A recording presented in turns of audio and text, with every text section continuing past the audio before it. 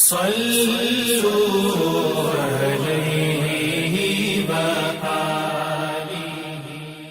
بخاری حدیث نمبر 1۔ حضور اکرم صلی اللہ علیہ وآلہ وسلم کا ارشاد ہے، تمام اعمال کا دار و مدار نیت پر ہے، اور ہر عمل کا نتیجہ ہر انسان کو اس کی نیت کے مطابق ہی ملے گا۔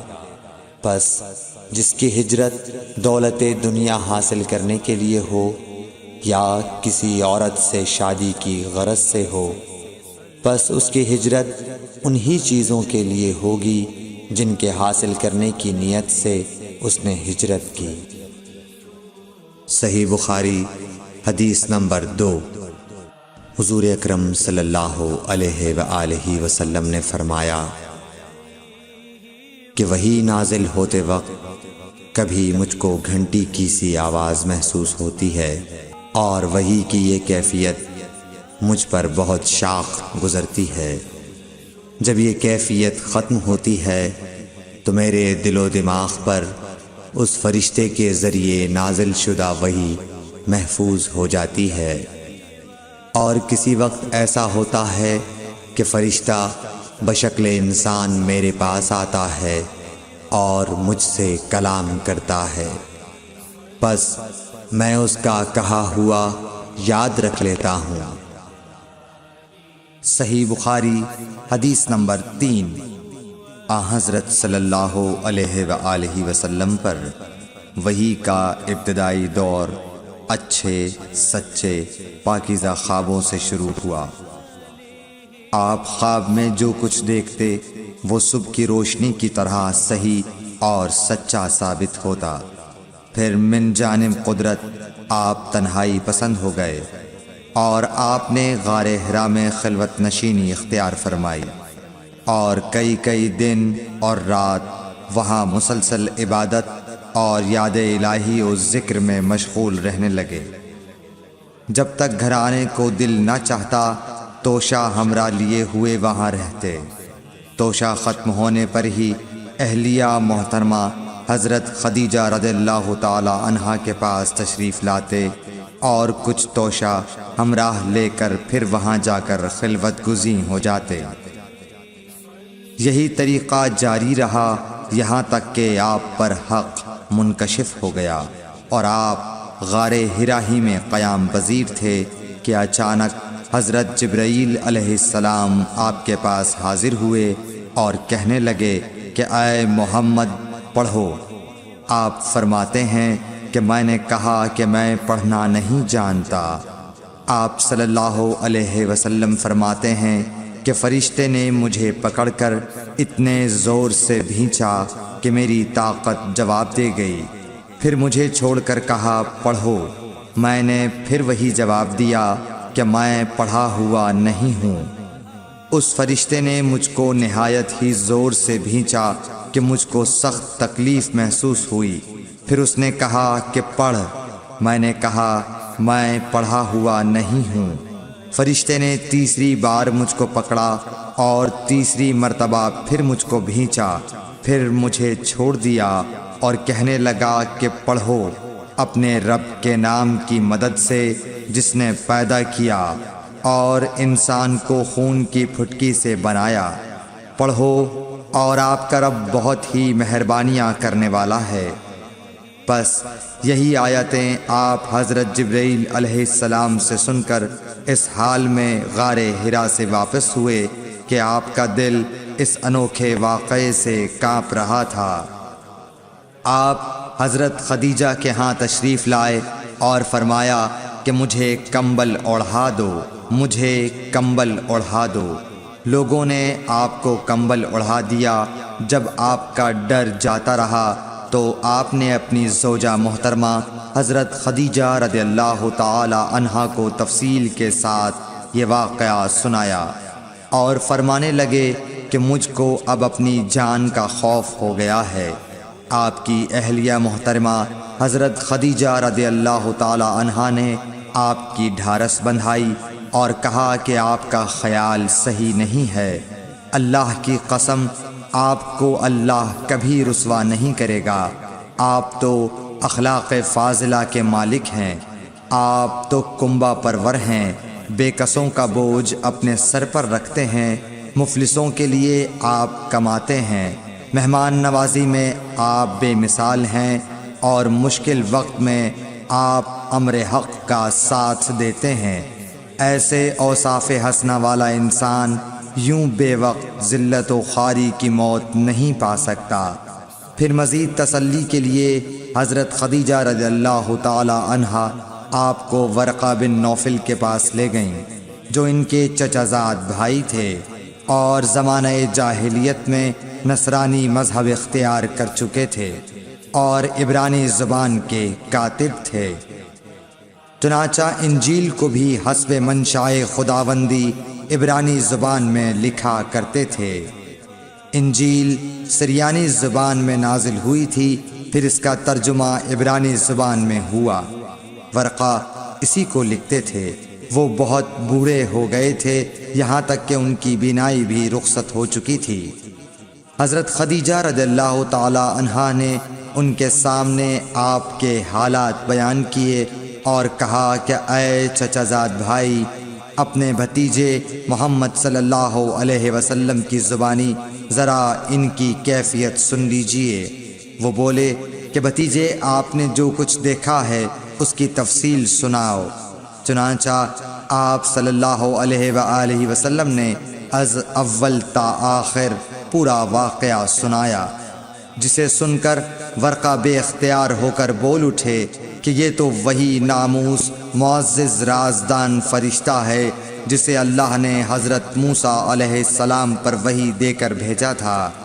کاش میں آپ کے اس عہد نبوت کے شروع ہونے پر جواں عمر ہوتا، کاش میں اس وقت تک زندہ رہتا جب کہ آپ کی قوم آپ کو اس شہر سے نکال دے گی۔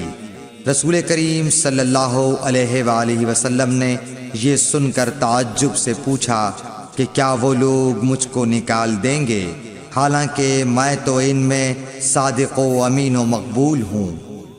ورقہ بولا، ہاں یہ سب کچھ سچ ہے، مگر جو شخص بھی آپ کی طرح امر حق لے کر آیا لوگ اس کے دشمن ہی ہو گئے ہیں۔ اگر مجھے آپ کی نبوت کا وہ زمانہ مل جائے تو میں آپ کی پوری مدد کروں گا، مگر ورقہ کچھ دنوں کے بعد انتقال کر گئے۔ پھر کچھ عرصے تک وحی کی آمد موقوف رہی۔ صحیح بخاری حدیث نمبر 4۔ حضور اکرم صلی اللہ علیہ وآلہ وسلم نے وحی کے رک جانے کے زمانے کے حالات بیان فرماتے ہوئے کہا کہ ایک روز میں چلا جا رہا تھا کہ اچانک میں نے آسمان کی طرف ایک آواز سنی اور میں نے اپنا سر آسمان کی طرف اٹھایا۔ کیا دیکھتا ہوں کہ وہی فرشتہ جو میرے پاس غار حرا میں آیا تھا وہ آسمان و زمین کے بیچ میں ایک کرسی پر بیٹھا ہوا ہے۔ میں اس سے ڈر گیا اور گھر آنے پر میں نے پھر کمبل اوڑھنے کی خواہش ظاہر کی۔ اس وقت اللہ پاک کی طرف سے یہ آیات نازل ہوئیں، اے لحاف اوڑھ کر لیٹنے والے، اٹھ کھڑا ہو اور لوگوں کو عذاب الہی سے ڈرا اور اپنے رب کی بڑائی بیان کر اور اپنے کپڑوں کو پاک صاف رکھ اور گندگی سے دور رہ۔ اس کے بعد وہی تیزی کے ساتھ پے در پے آنے لگی۔ صحیح بخاری حدیث نمبر 5۔ رسول اللہ صلی اللہ علیہ وآلہ وسلم نزول قرآن کے وقت بہت سختی محسوس فرمایا کرتے تھے، اور اس کی علامتوں میں سے ایک یہ تھی کہ یاد کرنے کے لیے آپ اپنے ہونٹوں کو ہلاتے تھے۔ ابن عباس رضی اللہ تعالیٰ عنہ نے کہا، میں اپنے ہونٹوں کو ہلاتا ہوں جس طرح آپ ہلاتے تھے۔ سعید کہتے ہیں، میں بھی اپنے ہونٹ ہلاتا ہوں جس طرح ابن عباس رضی اللہ تعالیٰ عنہ کو میں نے ہلاتے دیکھا۔ پھر انہوں نے اپنے ہونٹ ہلائے۔ ابن عباس رضی اللہ تعالیٰ عنہ نے کہا، پھر یہ آیت اتری کہ اے محمد، قرآن کو جلد جلد یاد کرنے کے لیے اپنی زبان نہ ہلاؤ۔ اس کا جمع کر دینا اور پڑھا دینا ہمارا ذمہ ہے۔ حضرت ابن عباس رضی اللہ تعالی عنہ کہتے ہیں، یعنی قرآن آپ صلی اللہ علیہ وآلہ وسلم کے دل میں جمع دینا اور پڑھا دینا ہمارے ذمہ ہے۔ پھر جب ہم پڑھ چکے تو اس پڑھے ہوئے کی اتباع کرو۔ ابن عباس رضی اللہ تعالی عنہ فرماتے ہیں، اس کا مطلب یہ ہے آپ اس کو خاموشی کے ساتھ سنتے رہو، اس کے بعد مطلب سمجھا دینا ہمارے ذمہ ہے۔ پھر یقیناً یہ ہماری ذمہ داری ہے کہ آپ اس کو پڑھو، یعنی اس کو محفوظ کر سکو۔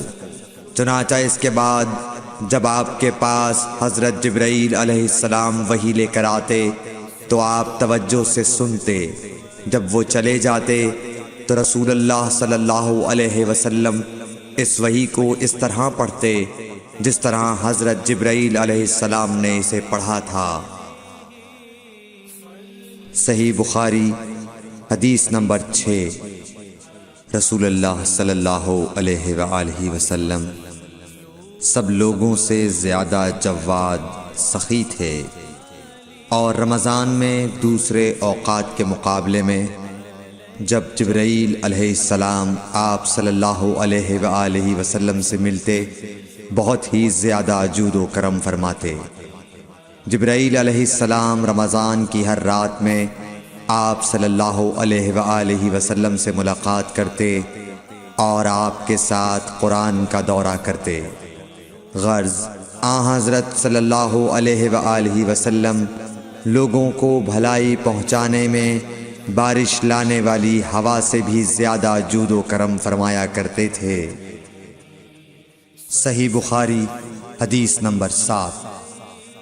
ہرقل شاہ روم نے قریش کے قافلے میں ایک آدمی بلانے کو بھیجا، اور اس وقت یہ لوگ تجارت کے لیے ملک شام گئے ہوئے تھے، اور یہ وہ زمانہ تھا جب رسول اللہ صلی اللہ علیہ وسلم نے قریش اور ابو سفیان سے ایک وقتی عہد کیا ہوا تھا۔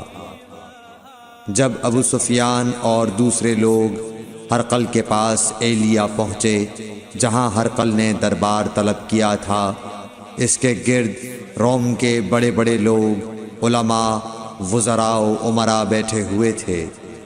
ہرقل نے ان کو اور اپنے ترجمان کو بلوایا، پھر ان سے پوچھا کہ تم میں سے کون شخص مدعی رسالت کا زیادہ قریبی عزیز ہے؟ ابو سفیان کہتے ہیں کہ میں بول اٹھا کہ میں اس کا سب سے زیادہ قریبی رشتہ دار ہوں۔ یہ سن کر ہرقل نے حکم دیا کہ اس ابو سفیان کو میرے قریب لا کر بٹھاؤ اور اس کے ساتھیوں کو اس کی پیٹھ کے پیچھے بٹھا دو۔ پھر اپنے ترجمان سے کہا کہ ان لوگوں سے کہہ دو کہ میں ابو سفیان سے اس شخص یعنی محمد صلی اللہ علیہ وسلم کے حالات پوچھتا ہوں، اگر یہ مجھ سے کسی بات میں جھوٹ بول دے تو تم اس کا جھوٹ ظاہر کر دینا۔ ابو سفیان کا قول ہے کہ خدا کی قسم اگر مجھے یہ غیرت نہ آتی کہ یہ لوگ مجھ کو جھٹلائیں گے تو میں آپ صلی اللہ علیہ وسلم کی نسبت ضرور غلط گوئی سے کام لیتا۔ خیر، پہلی بات جو ہرقل نے مجھ سے پوچھی وہ یہ کہ اس شخص کا خاندان تم لوگوں میں کیسا ہے؟ میں نے کہا وہ تو بڑے اونچے عالی نسب والے ہیں۔ کہنے لگا اس سے پہلے بھی کسی نے تم لوگوں میں ایسی بات کہی تھی؟ میں نے کہا نہیں۔ کہنے لگا اچھا اس کے بڑوں میں کوئی بادشاہ ہوا ہے؟ میں نے کہا نہیں۔ پھر اس نے کہا بڑے لوگوں نے اس کی پیروی اختیار کی ہے یا کمزوروں نے؟ میں نے کہا نہیں، کمزوروں نے۔ پھر کہنے لگا اس کے تابعدار روز بڑھتے جاتے ہیں یا کوئی ساتھی پھر بھی جاتا ہے؟ میں نے کہا نہیں۔ کہنے لگا کیا اپنے اس دعوی نبوت سے پہلے کبھی کسی بھی موقع پر اس نے جھوٹ بولا ہے؟ میں نے کہا نہیں۔ اور اب ہماری اس سے صلح کی ایک مقررہ مدت ٹھہری ہوئی ہے، معلوم نہیں وہ اس میں کیا کرنے والا ہے۔ ابو سفیان کہتے ہیں میں اس بات کے سوا اور کوئی جھوٹ اس گفتگو میں شامل نہ کر سکا۔ ہرقل نے کہا کیا تمہاری اس سے کبھی لڑائی بھی ہوئی ہے؟ ہم نے کہا کہ ہاں۔ بولا پھر تمہاری اور اس کی جنگ کا کیا حال ہوتا ہے؟ میں نے کہا لڑائی ڈول کی طرح ہے، کبھی وہ ہم سے میدان جنگ جیت لیتے ہیں اور کبھی ہم ان سے جیت لیتے ہیں۔ ہرقل نے پوچھا وہ تمہیں کس بات کا حکم دیتا ہے؟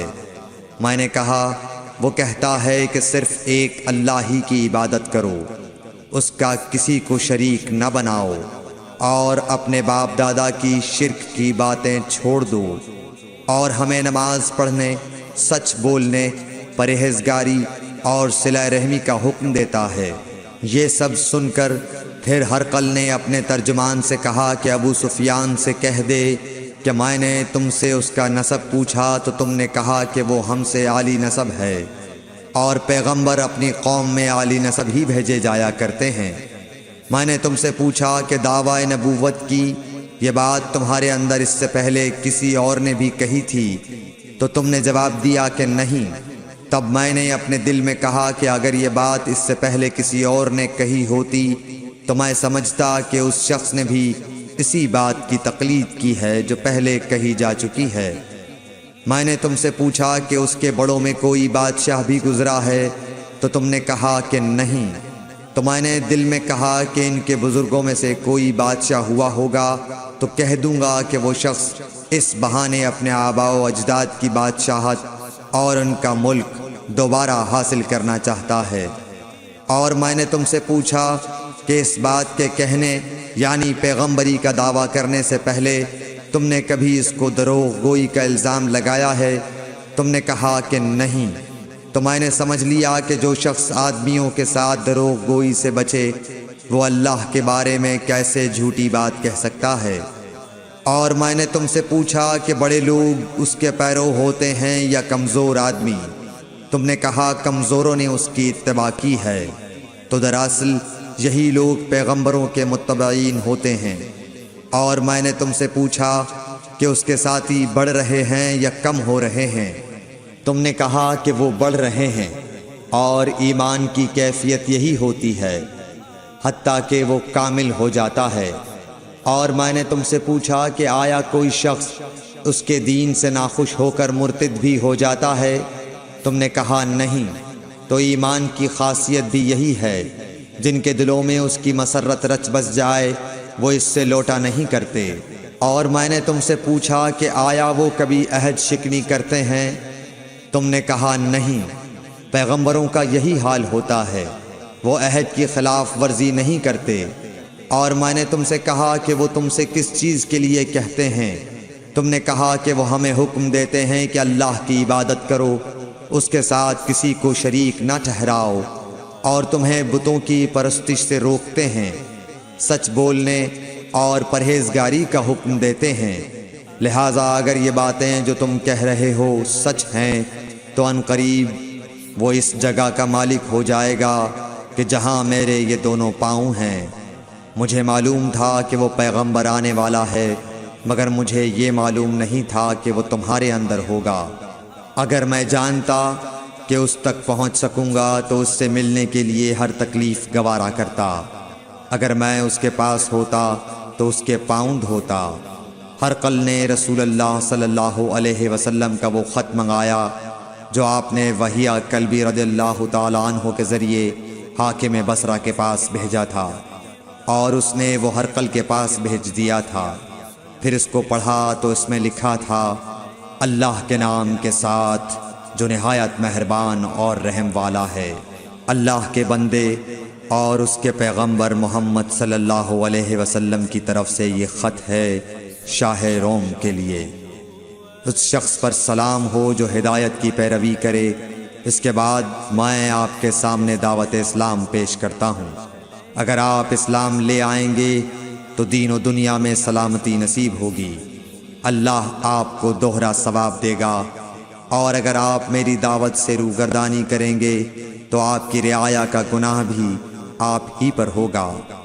اور اے اہل کتاب، ایک ایسی بات پر آ جاؤ جو ہمارے اور تمہارے درمیان یکساں ہے، وہ یہ کہ ہم اللہ کے سوا کسی کی عبادت نہ کریں اور کسی کو اس کا شریک نہ ٹھہرائیں، اور نہ ہم میں سے کوئی کسی کو خدا کے سوا اپنا رب بنائے۔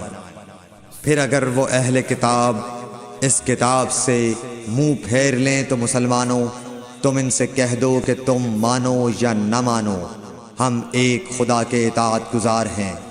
ابو سفیان کہتے ہیں جب ہرقل نے جو کچھ کہنا تھا کہہ دیا اور خط پڑھ کر فارغ ہوا تو اس کے ارد گرد بہت شور و غوغا ہوا، بہت سی آوازیں اٹھیں اور ہمیں باہر نکال دیا گیا۔ تب میں نے اپنے ساتھیوں سے کہا کہ ابو کبشہ کے بیٹے حضرت صلی اللہ علیہ وسلم کا معاملہ تو بہت بڑھ گیا، دیکھو تو اس سے بنی اصفر روم کا بادشاہ بھی ڈرتا ہے۔ مجھے اس وقت سے اس بات کا یقین ہو گیا کہ حضور صلی اللہ علیہ وسلم ان قریب غالب ہو کر رہیں گے، حتیٰ کہ اللہ نے مجھے مسلمان کر دیا۔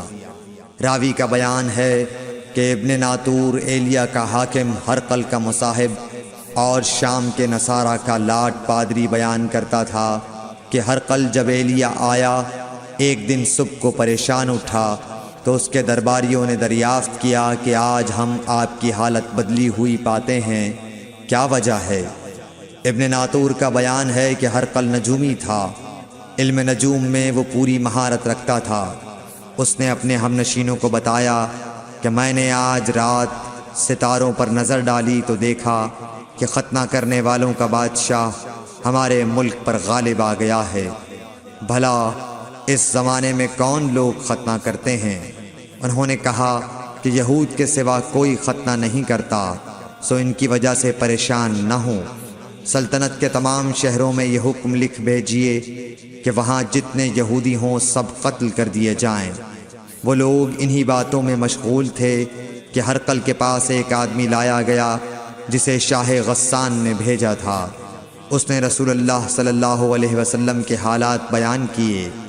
جب ہرقل نے سارے حالات سن لیے تو کہا کہ جا کر دیکھو وہ ختنہ کیے ہوئے ہے یا نہیں۔ انہوں نے اسے دیکھا تو بتلایا کہ وہ ختنہ کیا ہوا ہے۔ ہرقل نے جب اس شخص سے عرب کے بارے میں پوچھا تو اس نے بتلایا کہ وہ ختنہ کرتے ہیں۔ تب ہرقل نے کہا کہ یہی محمد صلی اللہ علیہ وسلم اس امت کے بادشاہ ہیں جو پیدا ہو چکے ہیں۔ پھر اس نے اپنے ایک دوست کو رومیہ خط لکھا اور وہ بھی علم نجوم میں ہرقل کی طرح ماہر تھا۔ پھر وہاں سے ہرقل حمص چلا گیا، ابھی حمص سے نکلا نہیں تھا کہ اس کے دوست کا خط اس کے جواب میں آ گیا۔ اس کی رائے بھی حضور صلی اللہ علیہ وسلم کے ظہور کے بارے میں ہرقل کے موافق تھی کہ محمد صلی اللہ علیہ وسلم واقعی پیغمبر ہیں۔ اس کے بعد ہرقل نے روم کے بڑے آدمیوں کو اپنے حمص کے محل میں طلب کیا اور اس کے حکم سے محل کے دروازے بند کر لیے گئے۔ پھر وہ اپنے خاص محل سے باہر آیا اور کہا، اے روم والو، کیا ہدایت اور کامیابی میں کچھ حصہ تمہارے لیے بھی ہے؟ اگر تم اپنی سلطنت کی بقا چاہتے ہو تو پھر اس نبی صلی اللہ علیہ وسلم کی بیعت کر لو اور مسلمان ہو جاؤ۔ یہ سننا تھا کہ پھر لوگ وحشی گدھوں کی طرح دروازوں کی طرف دوڑے، مگر انہیں بند پایا۔ آخر جب ہرقل نے اس بات سے ان کی یہ نفرت دیکھی اور ان کے ایمان لانے سے مایوس ہو گیا تو کہنے لگا کہ ان لوگوں کو میرے پاس لاؤ۔ جب وہ دوبارہ آئے تو اس نے کہا، میں نے جو بات کہی تھی اس سے تمہاری دینی پختگی کی آزمائش مقصود تھی، سو وہ میں نے دیکھ لی۔ تب یہ بات سن کر وہ سب کے سب اس کے سامنے سجدے میں گر پڑے اور اس سے خوش ہو گئے۔ بالآخر ہرقل کی آخری حالت یہی رہی۔ صحیح بخاری حدیث نمبر 8۔ رسول اللہ صلی اللہ علیہ وسلم نے فرمایا، اسلام کی بنیاد 5 چیزوں پر قائم کی گئی ہے۔ اول گواہی دینا کہ اللہ کے سوا کوئی معبود نہیں اور بے شک حضرت محمد صلی اللہ علیہ وسلم اللہ کے سچے رسول ہیں، اور نماز قائم کرنا اور زکوٰۃ ادا کرنا اور حج کرنا اور رمضان کے روزے رکھنا۔ صحیح بخاری حدیث نمبر 9۔ نبی کریم صلی اللہ علیہ وآلہ وسلم نے فرمایا کہ ایمان کی 60 سے کچھ اوپر شاخیں ہیں، اور حیا شرم بھی ایمان کی ایک شاخ ہے۔ صحیح بخاری حدیث نمبر 10۔ حضرت محمد مصطفیٰ صلی اللہ علیہ وآلہ وسلم نے فرمایا، مسلمان وہ ہے جس کی زبان اور ہاتھ سے مسلمان بچے رہیں، اور مہاجر وہ ہے جو ان کاموں کو چھوڑ دے جن سے اللہ نے منع فرمایا۔